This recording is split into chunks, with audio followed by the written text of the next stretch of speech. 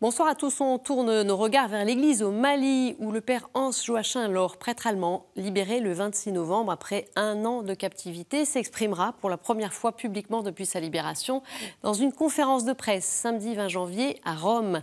Plusieurs prêtres et religieux avant lui ont été enlevés au Mali, frappés depuis une dizaine d'années par une grave crise sécuritaire. Des groupes de prière pour la libération du prêtre avaient été organisés par des femmes. Comment contribue-t-elle à la vitalité de l'Église? On va en parler. Une Église aussi dont les écoles, depuis l'arrivée des missionnaires en 1888 au Mali, ont joué un rôle essentiel, mais qui font face aujourd'hui à une crise financière. On décryptera cela avec notre invité Pierre Diarra, malien, consulteur pour le Dicaster, pour le dialogue interreligieux. Mais pour commencer, comme toujours, quelques repères géographiques. Le Mali est situé en Afrique de l'Ouest, dans la région du Sahel. Il est frontalier avec la Mauritanie, l'Algérie, le Niger, le Burkina Faso, la Côte d'Ivoire, la Guinée et le Sénégal. Sa capitale est Bamako. Il compte environ 22,5 millions d'habitants. Sur le plan religieux, majoritairement musulmans, autour de 93%. Les chrétiens représentent 4% et l'animisme 3%. L'Église compte aujourd'hui 6 diocèses. Tout de suite, je retrouve notre invité.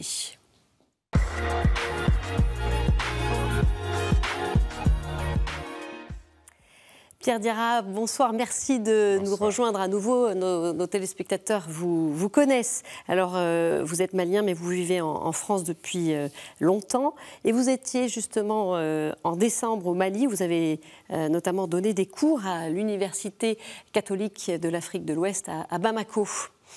Alors, on va revenir tout d'abord sur cette information qui avait été largement relayée. C'était la libération le 26 novembre dernier du père Hans Joachim Lohr, missionnaire d'Afrique, qui est plus connu localement sur le surnom de Ayo. Il a été retenu en détention pendant un an. La piste de l'enlèvement avait été privilégiée. Dites-nous un peu, Pierre, qui est ce missionnaire?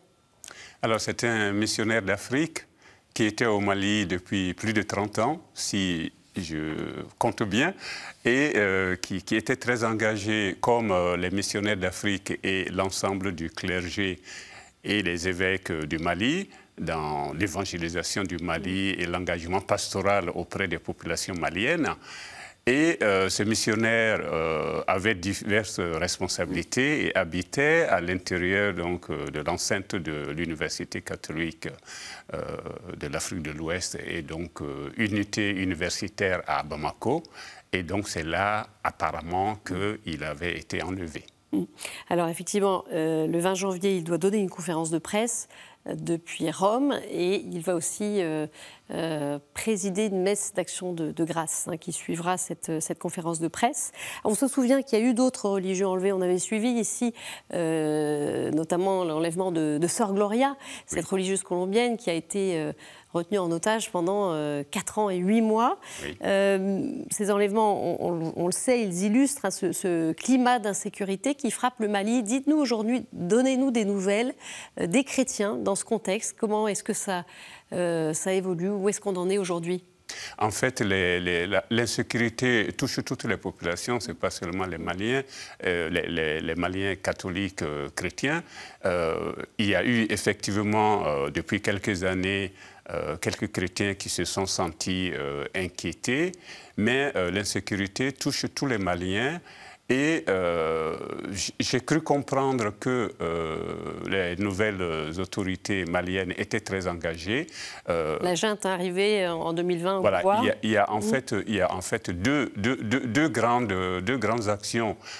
Si je suis bien informé, bien sûr, il y a une fermeté pour essayer de lutter donc, contre toutes les exactions, tous les terroristes qui existent au Mali.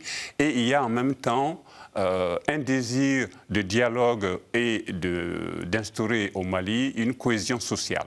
Et cela se perçoit parce que les populations, bien sûr, sont engagées dans cette lutte contre l'insécurité, mais en même temps, il y a énormément de populations et parfois des chrétiens qui ont peur de ce qui pourrait leur arriver.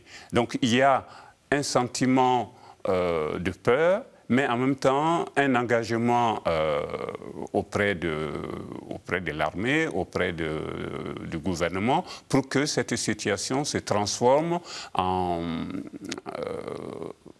oui, en un sursaut national pour qu'il y ait davantage de dialogue et de cohésion sociale au Mali. Alors on parle de ce dialogue effectivement au Mali, on parle de ce Mali nouveau.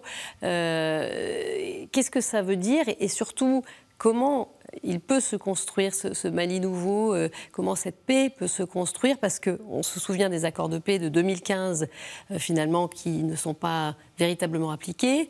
Bon, les autorités, elles font ce qu'elles peuvent sans doute, mais il ne peut pas y avoir des militaires dans tous les villages. Qu'est-ce qu'il faut faire? Ça passe par quoi cette paix? Alors, je crois qu'il y a déjà au niveau de la marche vers une cohésion sociale, il y a eu toute une réflexion qui a abouti donc à la nouvelle constitution du Mali. En juillet dernier. Voilà. Et il y a aussi maintenant, depuis quelques temps, toute une réflexion sur l'éducation, sur l'enseignement au Mali, qui est aussi l'affaire de toute la population. Et je crois aussi comprendre qu'au niveau donc, de l'administration, il y a une sorte de révolution pour que l'administration fasse mieux son travail. Il y a aussi, d'après ce que j'ai compris, une lutte contre la corruption pour que les institutions fonctionnent le mieux possible.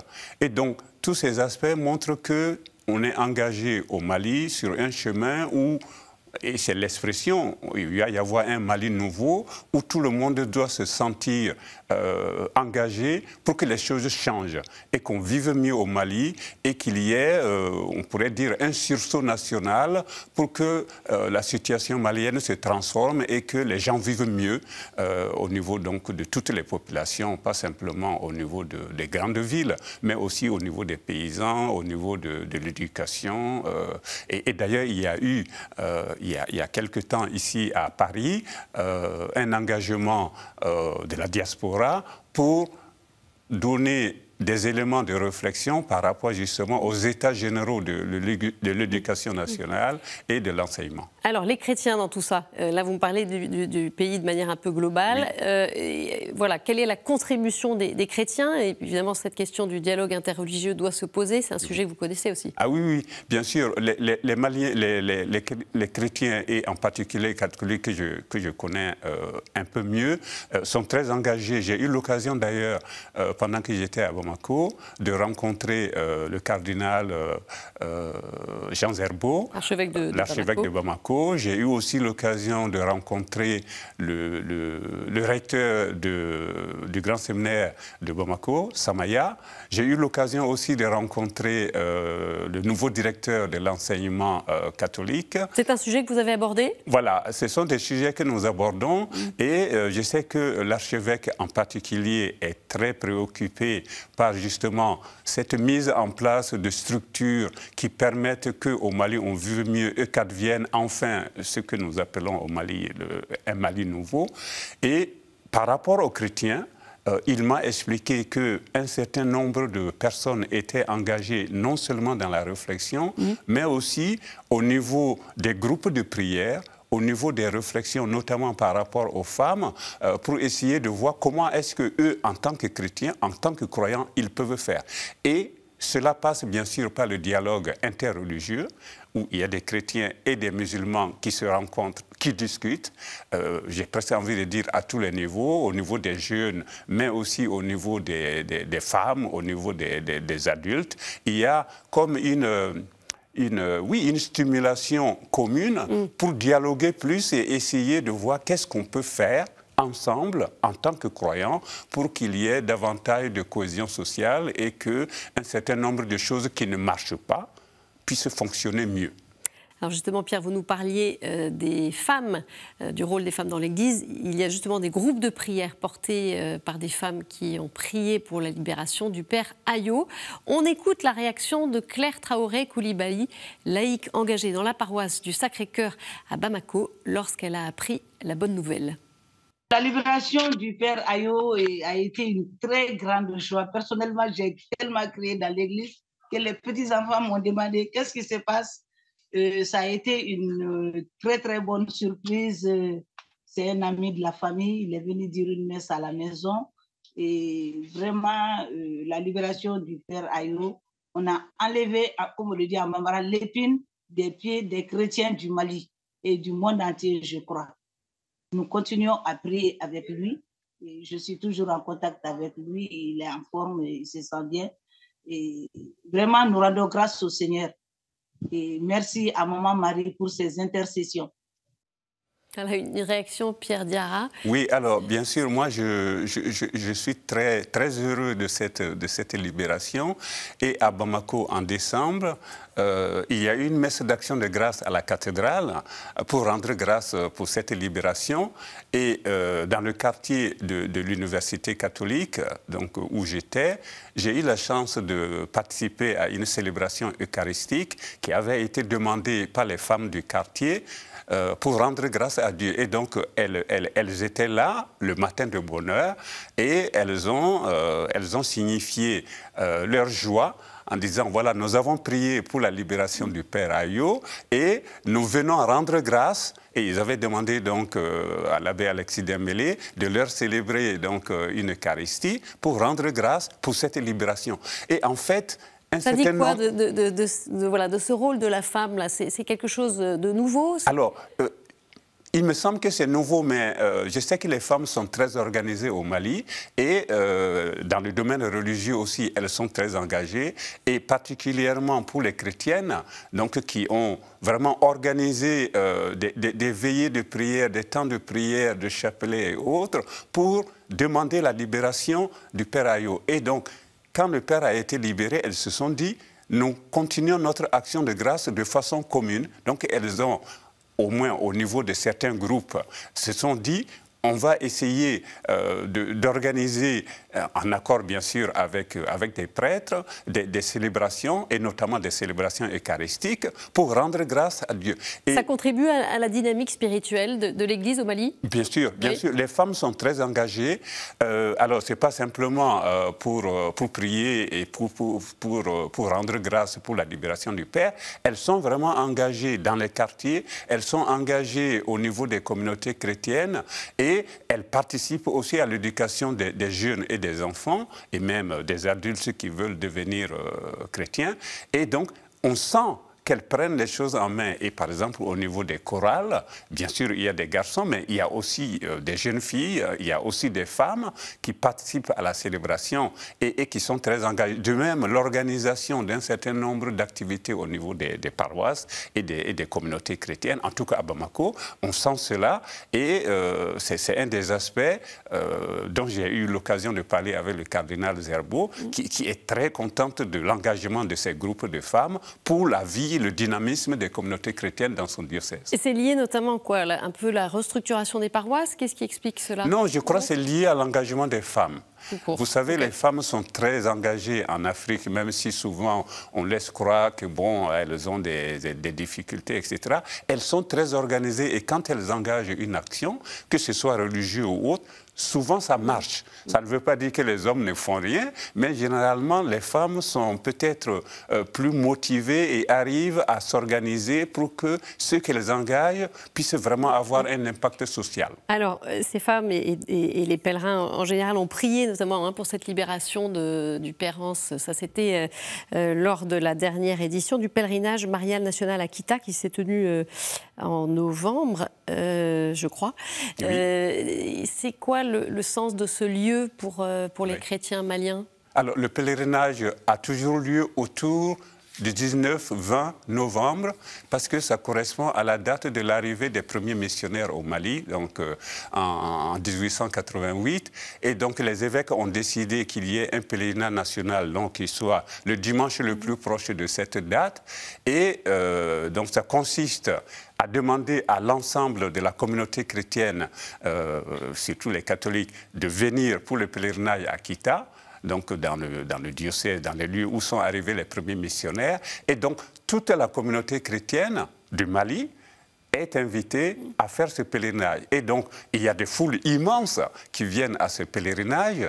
Et ce qui est peut-être étonnant au Mali, même si ça peut poser des interrogations théologiques à certains, c'est que les musulmans disent « nos amis catholiques, nos amis chrétiens, ont un pèlerinage, une démarche de foi importante et par conséquent, nous, en tant que croyants, pour les encourager, nous allons les accompagner pour aller prier. Par ailleurs, comme c'est un pèlerinage marial et que Marie a une place de choix parmi les femmes dont il est question dans le Coran, les musulmans et les musulmanes viennent aussi prier Marie. Et donc c'est une démarche de foi en fait qui n'est pas simplement l'affaire des catholiques, c'est aussi l'affaire des autres chrétiens et c'est l'affaire des autres croyants aussi. Donc il y a de nombreux musulmans qui accompagnent les catholiques et les chrétiens à Kita.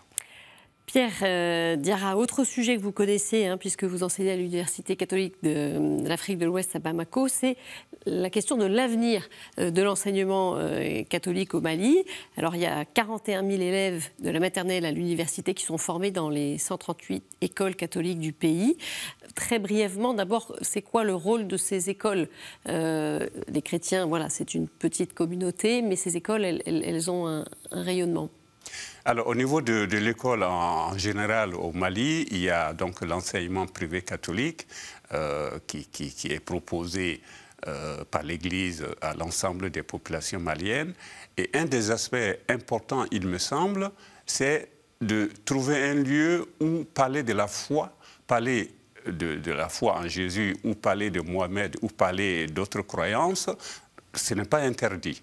Ce n'est pas interdit. Donc, c'est un lieu où commence un dialogue entre les jeunes qui vont à l'école pour qu'ils apprennent déjà dans la formation à dialoguer entre croyants. Ça, c'est un aspect particulier au Mali. Et donc, les catholiques, les chrétiens de façon générale et les musulmans se côtoient et ont la chance... Voilà. Ont la chance donc d'être éduqués par les mêmes enseignants qui peuvent être chrétiens, catholiques et qui peuvent aussi être musulmans. Ça, on va parler d'un point particulier, le temps passe vite, Pierre, c'est la situation financière. Alors, rappelons brièvement le contexte. En 1972, l'État et l'Église ont signé une convention selon laquelle l'État finance à 80% les salaires des enseignants.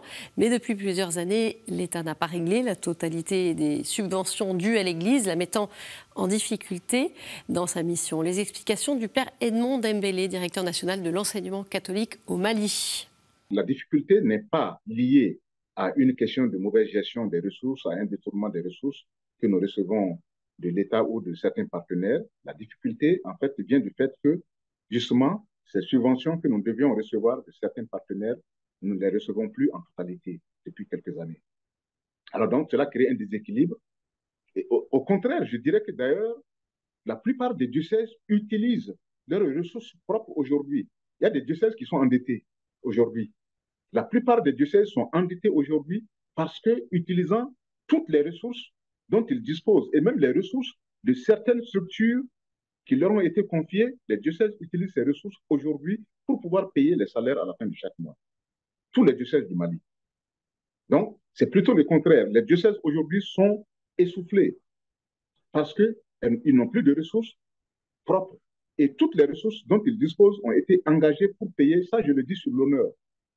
Vous avez des écoles en campagne où les frais de scolarité récoltés ne peuvent même pas payer la moitié du salaire d'un enseignant pendant la moitié de l'année.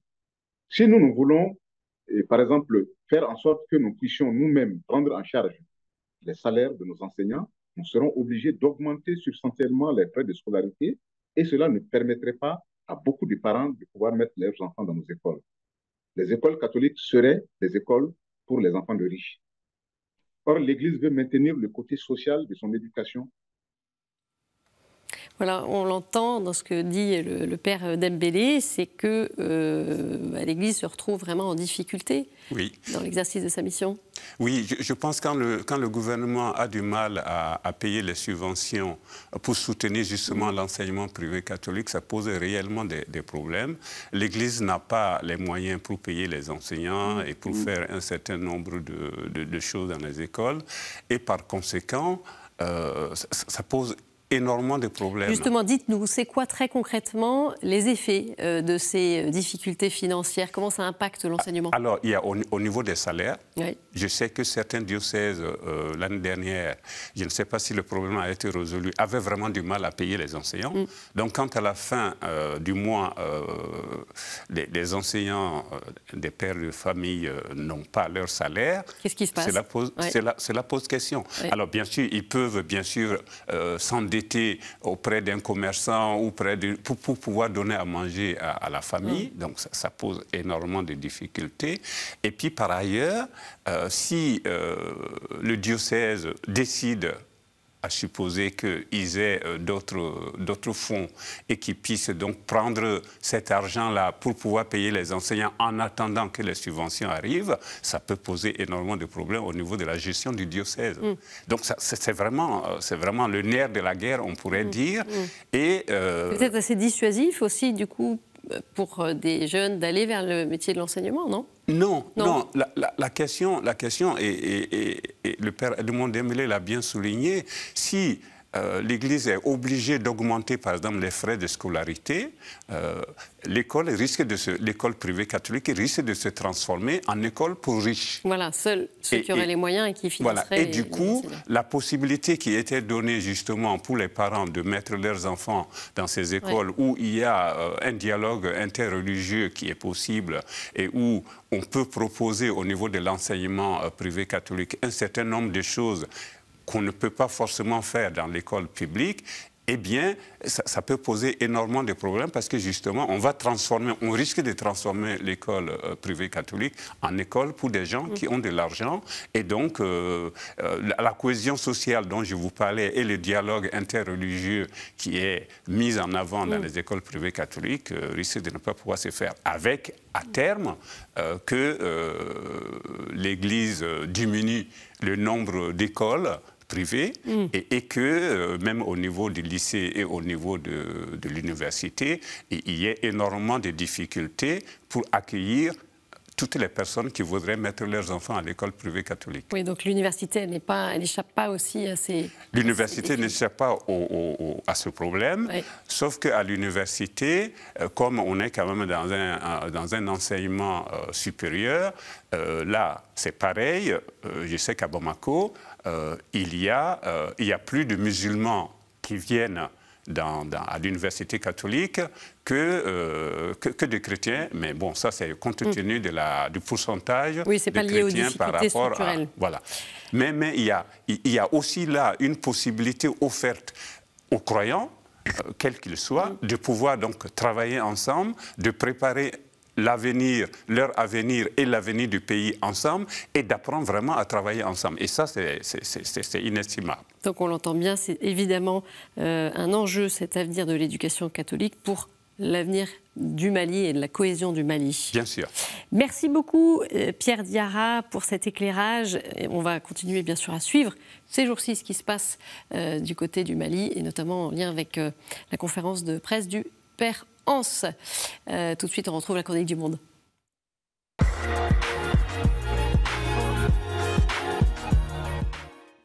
Et aujourd'hui, c'est le Père Vincent Koundoukoula, vice-recteur du Grand Séminaire Saint-Joseph à Alouva, dans le Kerala, qui nous donne des nouvelles.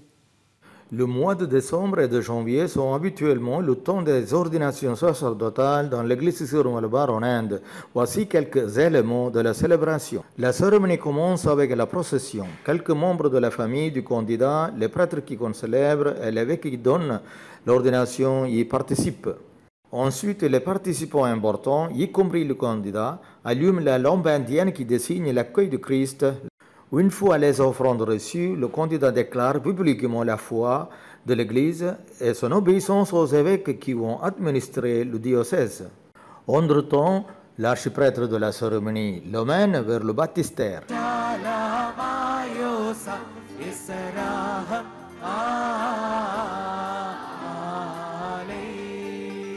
Comme dans toutes les églises, l'ordination a lieu par l'imposition des mains de l'évêque. Une fois ordonné, l'évêque l'habille avec la chasuble et le consacre avec l'onction. La cérémonie de l'ordination se termine avec l'onction sacrée. Ensuite, le nouveau prêtre célèbre sa première messe qu'il doit toujours continuer à célébrer, non seulement dans l'Église, mais aussi dans sa propre vie. Merci Père. Voilà, c'est la fin de cette édition. Vous pouvez la retrouver sur notre site, mais aussi sur KTO Radio. Je vous souhaite une très bonne semaine et je vous dis à jeudi. Au revoir.